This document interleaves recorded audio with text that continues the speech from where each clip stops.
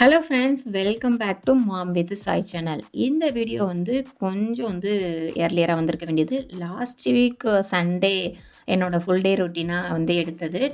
அம்மா வீட்டுக்கு ட்ராவல் பண்ண வீடியோ. பட் நான் ஒரு அம்மா வீட்டுக்கு போய் ஒரு 2 டேஸில் வீடியோ அப்லோட் பண்ணிடலாம் அப்படின்னு பிளான் போட்டது. பட் பார்த்திங்கன்னா அந்த வீக்கு ஃபுல்லாமே ஆயிடுச்சு. கொஞ்சம் ஊருக்கு போனாலே தெரியும் இல்லையா, மாமியார் வீடு அம்மா வீடு சாயை ஃபுல்லாமே நான் தான் கண்ட்ரோல் பண்ணணும் அப்படிங்கிறதுனால கொஞ்சம் என்னால் முடியாமையே போயிடுச்சு. ஸோ இது பார்த்திங்கன்னா சாட்டர்டே, ஆக்சுவலாக சண்டே ஊருக்கு கிளம்புனேன். முந்தின நாள் ஈவினிங் கொஞ்சம் ஹவுஸ் க்ளீனிங் ஒர்க்கெல்லாம் பார்த்து வச்சிட்டேன். அதாவது நம்ம கிச்சன் இருக்கு இல்லையா, கிச்சனுக்கு அடியில் ரேக் இருக்கிறதெல்லாம் க்ளீன் பண்ணுறது தான் பெரிய ஒரு சேலஞ்சிங்காக இருக்கும். அதுவும் இந்த கிரவுண்ட் ஃப்ளோரில் இருந்தால் சொல்லவே தேவையில்லை. காக்ரோச் ப்ராப்ளம் அவ்வளோ இருந்தது. ஆனால் இப்போ ரொம்ப கண்ட்ரோல் பண்ணியிருக்கோம். வந்த புதுசுலலாம் கிடையாது. நாங்கள் இந்த வீடு வந்த புதுசுலலாம் காக்ரோச்னு ஒன்று கிடையாது. இடையில மிட்டில் வர ஆரம்பிச்சிருச்சு. ஆக்சுவலாக அந்த வீடு 2 இயர்ஸ் மேலே ஆயிடுச்சு. பட் இடையில ஒரு 1 இயர்க்கு அப்புறம் 1, 2 வர ஆரம்பிச்சது. அப்புறம் கொஞ்சம் அதிகமானமாக இருந்தது. இப்போ மறுபடியும் கண்ட்ரோல் பண்ணியிருக்கேன். எப்படின்னு பார்த்தீங்கன்னா, கபோர்டை வீக்லி ஒன்ஸ் நல்லா க்ளீன் பண்ணிவிட்டு அதுக்கடியில் ஒரு 2 டேஸ்க்கு ஒன்ஸாவது நீங்கள் இந்த மாதிரி சாம்பிராணி போடணும். போட்டு வச்சிங்கன்னா சீரியஸாகவே கபோர்டை க்ளோஸ் பண்ணிடுங்க. போட்டு ஒரு ஸ்டாண்டு மாதிரி ஒன்றில் வச்சு நீங்கள் கபோர்டை க்ளோஸ் பண்ணிடுங்க. அந்த பத்தி நல்ல ஸ்மெல் இருக்கணும். ஸ்மெல் இருந்தால் தான் பூச்சி எதுவும் வராது. நான் இதை எப்படி ட்ரை பண்ணேன் அப்படின்னா, சாமி ரூமில் கரப்பாம்பூச்சி அதிகமாக இருக்காது. ஸோ எப்படி அப்படின்னு பார்க்கும்போது, மற்ற இடங்கள்லாம் சுற்றுதுன்னு பார்க்கும்போது, அப்போ சாமி ரூமில் எப்போவுமே சாம்பிராணி இருக்கிறனால அந்த ஸ்மெல்லுக்கு அது வர்றதே இல்லை. அதை வச்சு தான் நான் ஒரு டைம் ட்ரை பண்ணினேன். பட் இங்கே நல்லா ஒர்க் அவுட் ஆகுச்சு. ஸோ இப்போயுமே நல்லா குறைஞ்சிருக்கு.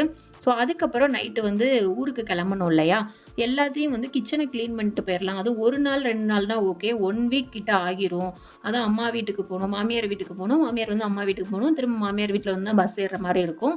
ஸோ தூத்துக்குடி வந்தால் பஸ் ஏறுற மாதிரி இருக்கும். ஸோ அதனால் 1 வீக் டைம் எடுக்குங்கிறனால கொஞ்சம் தோசை மாவுலாம் காலி பண்ணிடுவோம் அப்படின்னு சொல்லிட்டு அன்றைக்கி நைட்டு தோசை மாவு கம்மியாக தான் இருந்தது. ஸோ காலி பண்ணிடலாம் அப்படிங்கிறதுக்காக முட்டை தோசை, தண்ணி சட்னி மாதிரி வச்சேன். ஸோ தண்ணி சட்னி வச்சு தோசை மாதிரி வச்சு அன்றைக்கி டே நான் ஃபுல்லாமே ஃப்ரிட்ஜை ஃபுல்லாமே க்ளீன் பண்ணிட்டேன். ஸோ முந்தின நாளே பார்த்திங்கன்னா பருப்பு எல்லாமே ஊற போட்டு வச்சுட்டேன். தட்டைப்பயிர் குழம்புனா என் ஹஸ்பண்டோட ஃபேவரேட்டுன்னு சொல்லலாம். ஸோ எனக்கு ஒரு விஷயம் கை கொடுத்தது என்ன அப்படின்னு பார்த்தீங்கன்னா, இந்த ஏபிசிடி கற்றுக் கொடுத்தது தான். ஆக்சுவலாக என்னோடய வீடியோலலாம் பார்த்துருக்கீங்களான்னு தெரில. என்னோடய ஃப்ரிட்ஜோட சைடில் ஒரு மெனு போடுறதுக்கு ஒரு மேக்னெட் மாதிரி செட் பண்ணியிருப்பேன், ஒயிட் கலர் போர்டு. அதில் நான் யதார்த்தமாக அந்த இதை ஃபுல்லாக அழிச்சிட்டாரு. ஆக்சுவலாக மெனு போட்டது எல்லாத்தையுமே சாய் அழிச்சிட்டாரு. இந்த போர்டில் நான் ஏபிசிடி சொல்லி கொடுத்துருந்தேன். இங்கே இதுக்கு எழுதுறதுக்கு ஒரு பெண்ணு கொடுத்துருப்பாங்க. அதை ஃப்ரீ டைமில் இவன் எழுதி காலியே பண்ணிட்டாரு. ஸோ இந்த மாதிரி ஒரு பெண்ணில் நான் ஏபிசிடி முந்தின நாள் ஆக்சுவலாக கிளம்புறதுக்கு ஒரு 2 டேஸ் முன்னாடி ஏபிசிடி கற்றுக் கொடுத்துருந்தேன். ரொம்ப ஆக்டிவாக கற்றுப்பான், சொல்லவே தேவையில்லை. ரொம்ப ஹைப்பரும் கூட. ஒரு விஷயத்தை நம்ம ஒரு டைம் சொன்னாலே போதும், ஈஸியாக பிடிச்சிப்பாரு. ஸோ அதனால் நான் இது சொல்லிக் கொடுத்தது ரொம்ப எனக்கு யூஸ்ஃபுல்லாக இருந்தது. A to Z வரை நான் சொல்லிக் கொடுத்துட்டேன் அவனுக்கு. முந்தின நாள் நைட்டே லக்கேஜ்லாம் பேக் பண்ணிவிட்டேன். அத்தை மாமாவுக்கு எங்கள் அம்மா அப்பாக்கெலாம் பொங்கலுக்கு ட்ரெஸ் எடுத்திருந்தோம் இல்லையா, ஸோ அவங்க வரும்போது கொண்டு வந்தால் போதும்னு சொல்லியிருந்தாங்க. ஸோ அதனால் அதெல்லாம் எடுத்து வச்சு நான் பேக் பண்ணி எடுத்து வச்சுட்டேன். Hello friends, good morning. Sunday மார்னிங்லேருந்து விளாக் எடுக்க ஸ்டார்ட் பண்ணியிருக்கேன். இன்றைக்கி நான் எங்கே போகிறேன் அப்படின்னு பார்த்தீங்கன்னா, மாமியார் வீடு அண்ட் அம்மா வீட்டுக்கு தான் போகிறேன். நேட்டிவ் போகிறேன். ஃபஸ்ட்டு மாமியார் வீட்டுக்கு, அங்கேருந்து அம்மா வீட்டுக்கு. எதுக்கு என்ன டீட்டெயில்ஸ் எல்லாம் அடுத்தடுத்து நான் சொல்கிறேன். ஸோ இன்னைக்கு காலையில் எழுந்து காஃபிலாம் குடிச்சிட்டு கொஞ்சம் என்னென்ன குக்கிங் பண்ணுறேன், எப்படி எப்படி கிளம்பி போகிறோம் அப்படிங்கிற வீடியோ தான் இதில் பார்க்கலாம். ஓகே, பாய். மறக்காமல் சப்ஸ்கிரைப் பண்ணிவிட்டு பாருங்கள், சப்ஸ்கிரைப் பண்ணாட்டினா. ஸோ சண்டே மார்னிங் இது கொஞ்சம் டிஃபன் சாப்பிட்டு முடிச்சுட்டு எங்கே போகிறோம் அப்படின்னு பார்த்தீங்கன்னா, ரவுண்ட்ஸ் அடிக்க தான். ஏன்னா சாய் வீட்டுக்குள்ளே இருக்கிறப்ப அவனால் கண்டினியூஸாக வீட்டுக்குள்ளே இருக்க முடியாது. எப்போயாவது வெளியே சுற்ற தான் செய்யணும் அப்படின்னு சொல்லுவான். சாட்டர்டே வெளியே போகலை, கொஞ்சம் பேக்கிங் எல்லாம் இருந்ததுனால. ஸோ அதனால் சண்டே கொஞ்சம் வெளியே சன்லைட் எல்லாம் காட்டிட்டு வரலாம் அப்படிங்கிறதுக்காக போயிருந்தோம். கொஞ்சம் இளநீ, கரும்புச்சாறு எல்லாம் குடிச்சிட்டு வந்தோம். கொஞ்சம் ஹாட்டாக இருக்கு இல்லையா. குடிச்சிட்டு என்னோடய சமையல் ஒர்க்கை ஆரம்பிச்சிட்டேன். குளிச்சுட்டு எல்லாம் ஒரு 11 o'clock போல் தான் ஆரம்பித்தேன். ஒரு அடுப்பில் ஆக்சுவலாக நைட்டு ஊற வச்சுருந்தா தட்டைப்பயிரை அவிய வைக்கிறதுக்காக போட்டுட்டேன். இன்னொரு அடுப்பில் பார்த்திங்கன்னா அதை ப்ரக்கோலி ரெடி பண்ணேன். ஒன்றும் இல்லை, ஆக்சுவலாக கடுகு, ஜீரகம், வெங்காயம் போட்டு வத்தத்தூள், மல்லித்தூள் போட்டு கொஞ்சம் அந்த அவிய வச்சுருந்த ஒரு 5 மினிட்ஸ் பாயில் பண்ணி வச்சுருந்த 5 மினிட்ஸ் இல்லை ஒரு 10 மினிட்ஸ் கூட பாயில் பண்ணுங்கள். கொஞ்சம் கூட்டுக்கு மாதிரி வேணால் நீங்கள் நல்லா பாயில் பண்ணி எடுத்துக்கிறது பெட்டர். ஏன்னா வந்து அவிய வைக்கும் போது அவ்வளோ ஈஸியாக வேகாது. ஸோ அதனால் கொஞ்சம் பாயில் பண்ணி எடுத்து அதை வந்து போட்டு நான் வந்து ஒரு இது மாதிரி ஒரு சைட் டிஷ் மாதிரி கூட்டு மாதிரி நான் பண்ணிட்டேன். கிரேவி மாதிரி பண்ணலை, கூட்டு மாதிரி பண்ணியிருந்தேன். அப்புறம் வந்து கேரட் பீன்ஸ் இருந்தது. நான் ஃபுல்லாக ஃப்ரிட்ஜையே காலி பண்ணேன். ஸோ அதனால் கேரட் பீன்ஸ் கொஞ்சம் இருந்ததுனால அதையும் வந்து கூட்டு வச்சுட்டேன். அதுக்கு ஒன்றும் இல்லை, கடுகு ஜீரகம் வெங்காயம் போட்டு அந்த நம்ம கட் பண்ணி வச்சுருந்த வெஜிடபிள்ஸை போட்டு கொஞ்சம் வாட்டர் ஆட் பண்ணி பாயில் பண்ண வைக்கிறது தான். கடைசியாக கொஞ்சம் தேங்காய் துருவல் வந்து போட்டோம் அப்படின்னா டேஸ்ட் வந்து சூப்பராக இருக்கும். சால்ட் ஆட் பண்ணி தேங்காய் துருவல் கடைசியாக இறக்க போகிற டைமில் தேங்காய் துருவல் போட்டு கொஞ்சம் இறக்கி வச்சா டேஸ்ட் நல்லாயிருக்கும். ஸோ இந்த பக்கம் வந்து ப்ரொக்கோலி ரெடி பண்ணேன். அங்கே வந்து பார்த்திங்கன்னா குழம்பு வந்து ரெடி பண்ணிக்கிட்டு இருந்தேன், தட்டைப்பயிறு புளி குழம்பு. ஸோ எதுக்கு போகிறேன் அப்படின்னு சொல்லியிருந்தேன் இல்லையா. ஸோ எதுக்கு போகிறேன் அப்படின்னு பார்த்தீங்கன்னா வந்து திடீர்னு வந்து என் ஹஸ்பண்டை கூட எதிர்பார்க்காம நான் ஏன் சோலோவாக வந்து கிட்ஸை 3 இயர்ஸ் ஓல்டு கிட்ஸை வச்சு ட்ராவல் பண்ணுறேன் அப்படின்னு பார்த்தீங்கன்னா, எங்கள் அம்மா வீட்டிலேருந்து வந்து வர சொல்லியிருந்தாங்க. ஒரு சிலிண்டர் வந்து அவங்க என் பேரில் வந்து வாங்கியிருக்காங்க. ஸோ அதுக்கு வந்து பார்த்திங்கன்னா ஆதார் கார்டு காமிச்சு என்னோட ரேகை வைக்கணும் அப்படின்னு சொல்லியிருந்தாங்க. அது வந்து அவங்க ஆக்சுவலாக பொங்கல்ல இருந்தே வந்து பார்த்திங்கன்னா என்னை கூப்பிட்டுக்கிட்டே இருக்காங்க. பொங்கலுக்கு முன்னாடி ஜனவரி ஸ்டார்டிங்லேருந்தே கூப்பிட்டுக்கிட்டு இருக்காங்க. ஃபெப்ரவரிக்குள்ளே வந்து க்ளோஸ் ஆகுது, வந்து இப்போ முடிச்சு கொடுத்துட்டு போமா அப்படின்னு.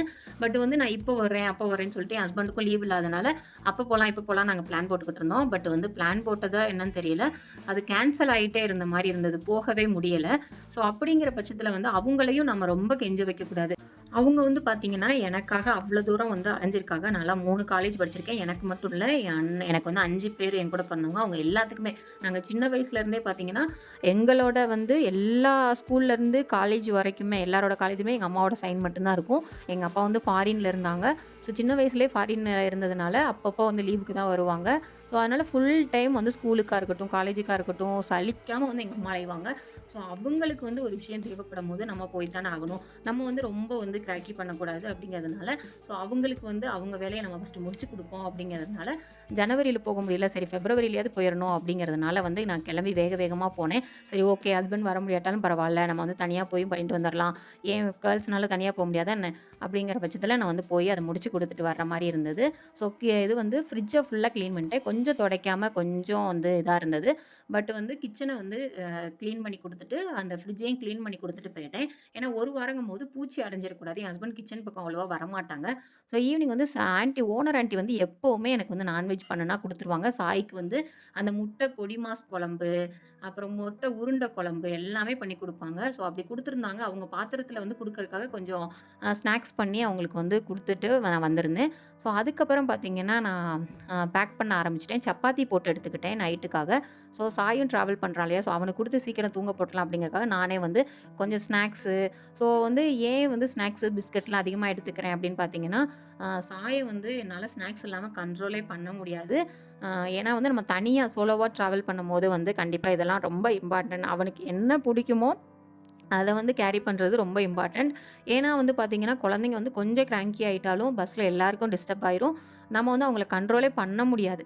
அப்படிங்கிற பட்சத்தில் நான் எல்லாமே வந்து பார்த்து எல்லாமே எடுத்து வச்சுக்கிட்டேன். ஸோ அதுக்கப்புறம் வந்து பார்த்திங்கன்னா இந்த டாப்பு தான், காலர்டு டாப்பு தான் வந்து எடுத்திருந்தேன். Finally ready ஆகியாச்சு. ஸோ ஊருக்கு போகிறேன். காலையிலே வீடியோவில் சொல்லியிருப்பேன்னு நினைக்கிறேன்.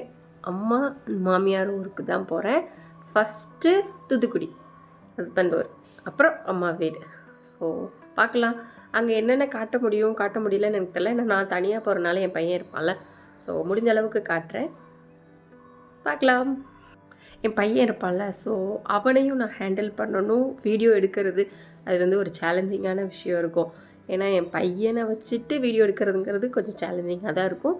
முடிஞ்ச அளவுக்கு காட்டுறேன் எவ்வளோ முடியுமோ, இல்லாட்டி நெக்ஸ்ட் டைம் பார்க்கலாம். பேக்கேஜெலாம் ரெடி ஆயிடுச்சு. இது வந்து பார்த்திங்கன்னா அவருக்கு போடுற ட்ரெஸ், அவர் தூங்கிக்கிட்டு இருக்காரு. ஸோ அது வந்து காரில் போகும்போது தான் போடணும் ஃபஸ்ட்டு. அதனால் டிராஃபிக் எப்படி இருக்குன்னு தெரியலை. ஸோ சீக்கிரம் கிளம்பிடுவோம் அப்படிங்கிறதுக்காக. இது வந்து பார்த்திங்கன்னா ஒரு பெட்ஷீட்டு, இதை மட்டும் தனியாக வைக்கிறதுக்கு இடம் இல்லை. சூட்கேஸ்குள்ளே வச்சா கீழே டிக்கியில் போயிடும். ஸோ எடுக்க முடியாது, அதனால் கையில் இருக்கட்டும் அப்படின்னு வச்சுருக்கேன். இது ஃபுல்லாக வந்து சாப்பாடு அண்ட் வந்து ஸ்நாக்ஸ் இருக்குது. சாயை வந்து ஸ்நாக்ஸ் இல்லாமல் கண்ட்ரோல் பண்ணுறது ரொம்ப கஷ்டம். அப்புறம் வந்து ஆல்ரெடி நான் ட்ரிப்பு வீடியோவில் கட்டியிருப்பேன். கொஞ்சம் எமர்ஜென்சி திங்ஸ்லாம் வந்து இதிலே வந்து எடுத்து வச்சுருப்பேன் அவசரத்துக்கு. சாய்க்கு ஒரு எக்ஸ்ட்ரா ட்ரெஸ்ஸு, அவனுக்கு எக்ஸ்ட்ரா டயப்பர், டயப்பர்லாம் நிப்பாட்டியாச்சு. அவனுக்கு சொல்ல தெரியும். பாத்ரூம் போகிறது, எனக்கு பாத்ரூம் வருது, எனக்கு வந்து 2 பாத்ரூம் வருது, 1 பாத்ரூம் வருது, எல்லாமே அவனுக்கு சொல்ல தெரியும். பட் வந்து பாத்ரூம் போகிறது வந்துட்டு அவன் டயப்பரில் தான் பழகியிருக்கான். நிறையா தடவை நாங்களும் அவனுக்கு உட்காரதுக்கு சீட்லாம் வாங்கி வச்சு என்னென்னமோ எல்லாமே பழக்கியாச்சு. ஆனால் வந்து அவன் வந்து பழக மாட்டேங்கிறான். 2 டேஸ் கூட அடக்கிக்கிறான். ஆனால் அதில் போக மாட்டேங்கிறான் பாத்ரூமில். ஸோ அவனுக்கு வயிறு வலிக்க வேணாம், அவன் எப்போ பழகுறானோ அப்போ போட்டோம் அப்படின்னு அவனுக்கு டயப்பரே கொடுத்துட்ருக்கோம். ஓகே, அவ்வளோதான். நம்ம வந்து பஸ் ஸ்டாப் போகிறோம். ஸோ அங்கே போய் பார்க்கலாம். நம்ம சாய் வந்து ரெடி ஆகிட்டார். இந்த காஸ்டியூம் வந்து வெக்கையாக தான் இருக்கும். பட் பஸ்ஸில் போகும்போது ரொம்ப குளிரக்கூடாது அப்படிங்கிறதுக்காக இதை வந்து போட்டிருக்கேன். சாய் ஹாய் சொல்லு. Hi, welcome to Sai channel. Sai channel. Okay, எங்கே போகிறோம்?